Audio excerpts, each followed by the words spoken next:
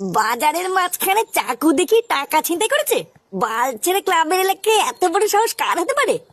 না, বাড়াই ব্যাপারটা তো ঠিক হজম হচ্ছে না। আর এটাকে একবার ঘেটে দেখতে হবে দেখছি। এইসব তুই কি বলছিস কি রে? হ্যাঁ, তা নয় তো কি আমি তোমার কাছে মিথ্যা বলছি নাকি? আমি আর ল্যাংচা আজকে বাজারের প্রতিটা কোনায় কোনায় কি খোঁজ নিয়েছি। আজকে সারাদিনে বাজারের কোনো জায়গাতেই কোনো ছিনতাই হয়নি। কিন্তু তোর বাবা যে বললো বাজারের ভিতর থেকে তোর বাবার সব টাকা ছিনতাই হয়ে গেছে।